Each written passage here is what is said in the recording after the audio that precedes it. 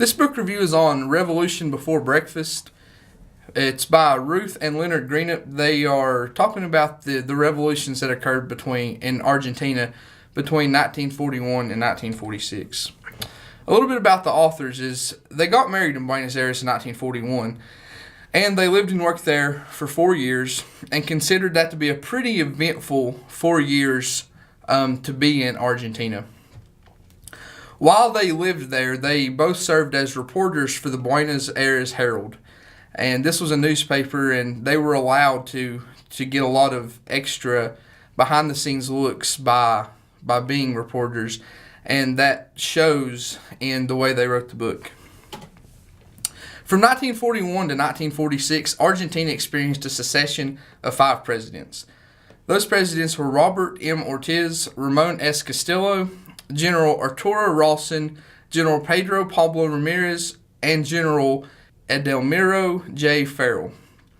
Each of these brought a revolution that started out as a cut-and-dried military coup, and they each kind of turned as they progressed into a major social upheaval.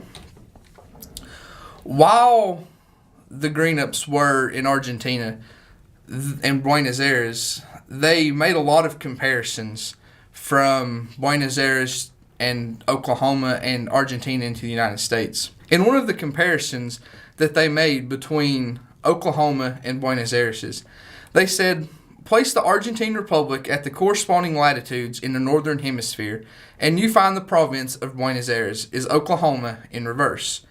The federal capital falls almost on top of oil-rich Tulsa, and the cattle-dotted pampas of Argentina look so much like prairies of Oklahoma and Kansas in the spring that it is difficult for a transplanted Midwestern American to realize immediately that he is in a foreign country.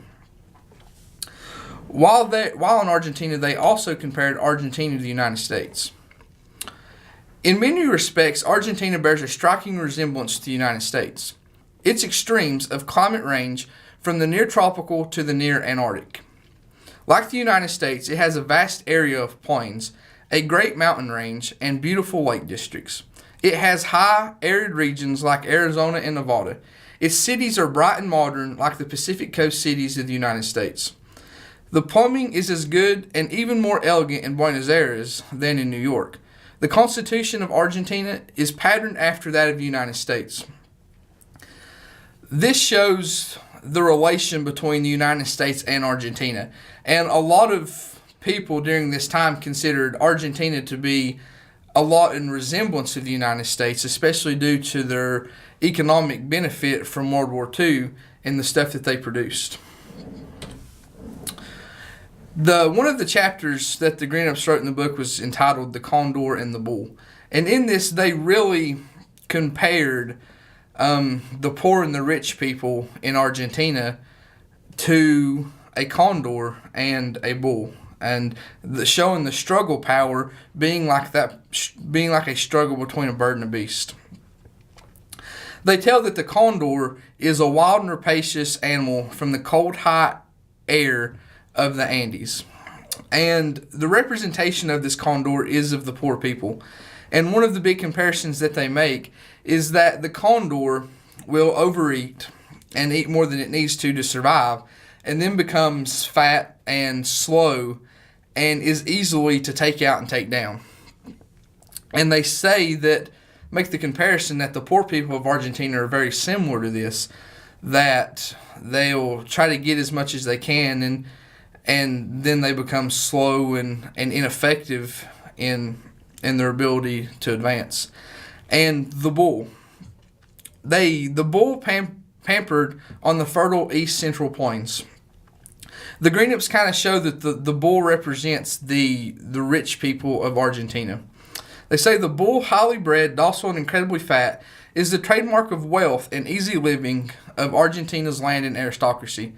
This bull, this majestic animal, represents the rich people and the landowners of Argentina, to whereas the condor really represents the poor people and the people that aren't able to own land. Argentina won its independence from Spain in 1816, and set up a republic modeled after the United States. And the first three elections, or the first free election, was not held until the Sayans Penal Law was passed in 1911. And after this law was passed and they were able to have free elections, it was still men were allowed to vote, but women weren't allowed to vote. And this carried over to women would be allowed to vote in the event that the politicians running thought it would be in their favor. So women were kind of we'll let you vote if we think you can help us win, and if you're not going to be effective, then we're not going to let you vote. And that's what was going on in Argentina in this time. To most Argentines, the word election was very weak. They felt that most of the elections had been rigged. They didn't feel that they were fair. They felt like they were pretty much decided before the election was ever had. The decision on who was going to be elected was pretty much already made. While in Argentina, the Greenups witnessed the rise of Juan Domingo Perón, who eventually became the most powerful figure in South America. And he was elected to the presidency in February 24th of 1946. He pretty much portrayed himself as a person for the people. And he had characteristics that allowed him to do that, and allowed him to appeal to the people that he needed to appeal to get elected. He was had a very charming manner, the gift of gab, endowments as a politician, ruthlessness and enormous physical activity, and a flair for showmanship. He was able to get up in front of a crowd and really show himself off and get people excited about who he was. When he ran for president, there was an instance where he hired people to stand around in the crowd and chant his Perón, so that other people of the country would think that other people were really excited, and then in turn they would get excited about him. One of his greatest political successes was on the San Juan earthquake, which many people considered also to be the Juan Perón earthquake because of the effect that he had in the aftermath. The San Juan earthquake took place in 1944, and it allowed for Perón to show sympathies to the country. And Perón went on to radio appealing for aid for the stricken inhabitants before there had been official numbers released of how many people had died in this event. He kept trying to get people to help, and he kept getting on the radios until he could get people to help. And eventually, the people of Argentina were contributing clothes, beds, food, medicine, and even went as far as contributing millions of pesos. In October of 1945, Perón is arrested and took to the Isle of Martin Garcia in the River Plate by people who opposed what he was doing in Argentina.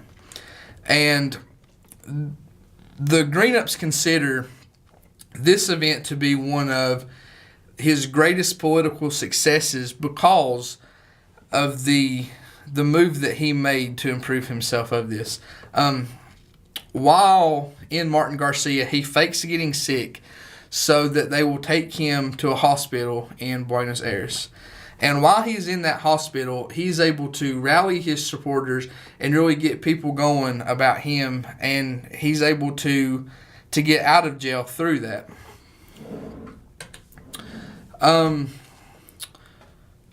Perón really was willing to show that he was like the average man, and that he wanted to portray to the people that he did not think that he was any better than anybody else. And in one instance, he even got down in a ditch and dug dirt to symbolize his resemblance to the normal, regular population of Argentina. He even shook hands, talked with working men, and even kissed babies, because he wanted the people of Argentina to think that he was like them, and he was really taking on the role and the strategy of an American politician from this time. One of the things that come against Perón was the educational philosophies of Domingo Faustino Sarmiento. And Sarmiento was he was an educator, and he also ended up being president of Argentina. But through his policies, he led to 16.6% of all people above age 14 to be literate in Argentina. And he really laid the foundation for education in Argentina. But he opposed military rule. And this led to problems for Juan Perón. Not directly from Sarmiento, but from the people who had followed Sarmiento and followed his educational philosophy. And one instance that the Green Ups speak of is in a university classroom where a German comes in to speak to the class, and the students start clapping, and they continue to clap for the entire period that the German guy is in there to speak to the class. And they do this because they are opposed to fascism. At this time, Germany was a major fascist country, and Perón was longing to be a fascist leader. And one of the students from the classroom actually come to the Green Ups' house, and they share a bottle of wine and talk about how great it is that the students were able to do this, and how much of a success that they felt, because they felt they were able to oppose Perón and fascism.